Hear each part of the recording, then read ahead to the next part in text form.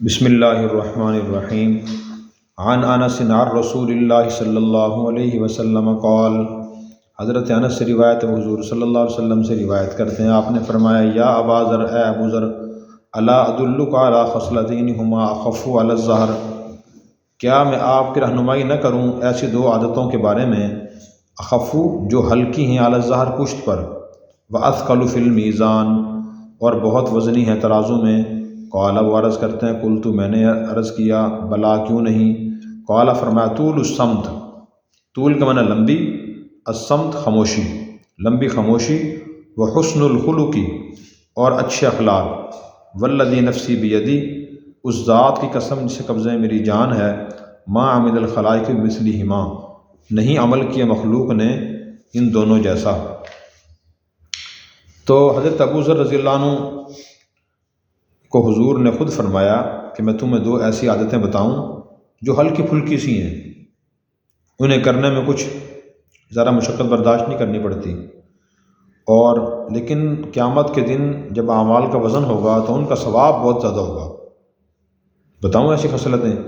صاحب حضرت ابو ذر نے عرض کی، یا رسول اللہ ضرور بتائیے۔ تو آپ نے فرمایا کہ بھی ایک تو لمبی خاموشی ہے، کوشش کرو بلا ضرورت بات نہ کرو، لمبی خاموشی اختیار کرو۔ یہ بہت بڑا سبق ہے ہمارے لیے کہ جہاں بولنے کی ضرورت نہ ہو، جن باتوں کو فائدہ نہ ہو، آدھی وہ باتیں نہ بولے۔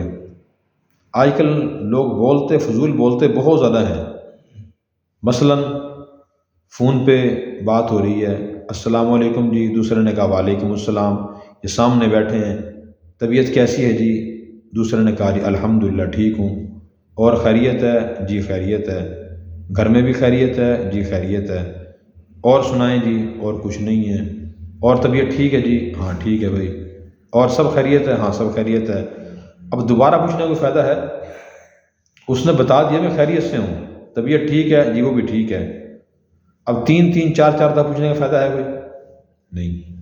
اچھا، بعض لوگ پوچھتے ہیں آپ کیا کرتے ہیں، آپ بہن بھائی کتنے ہیں، آپ کا تعلق کس قوم سے ہے، چچے کتنے تھے آپ کے؟ بھئی کیوں پوچھ رہے ہو؟ ویسے ہی پوچھ رہا ہوں۔ کوئی مقصد ہے پھر تو آپ پوچھیں۔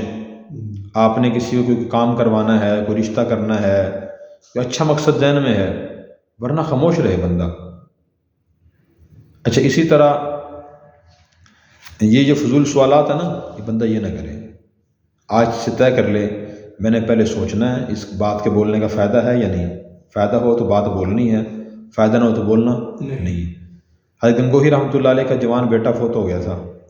ایک آدمی، لوگ ان کی تعزیت کے لیے آئے تو حضرت خاموش بیٹھے تھے، تو ایک آدمی نے ان سے کہا کہ جی صبر کرو، تو انہوں نے فرمایا پہلے میں نے کون سی بے صبری کی ہوئی ہے، بات تو ان کی ٹھیک تھی۔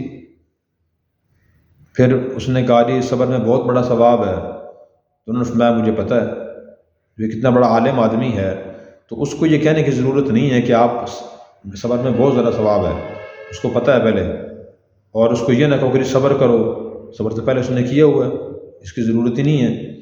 ہاں یہ کہنا چاہیے تھا کہ اللہ تعالیٰ آپ کو مزید صبر عطا فرمائے، آپ کی غم کو اللہ تعالیٰ دور کرے، یہ دعا ہے، یہ دعا دے سکتے ہیں۔ تو جو لوگ اس بولنے سے پہلے سوچتے نہیں، وہ اسی طرح فضول بولتے رہتے ہیں۔ تو حضور نے فرمایا کہ لمبی خاموشی اور اچھے اخلاق، اس ذات کی قسم سے قبضہ میری جان ہے، مخلوق نے ایسے عمل نہیں کیے، ٹھیک ہے۔ اور حدیث میں خود حضور کے بارے میں آتا ہے، کانا طویل الصمت، کہ حضور بہت دیر تک خاموش رہتے تھے، کوئی بات نہ ہوتی، معقول بات کہنے والی نہ ہوتی تو آپ خاموش رہتے تھے۔ ولا یتکلم الا فیما یرجو ثوابا، آپ وہی بات بولتے تھے جس بات کے بولنے میں ثواب کی امید ہوتی تھی۔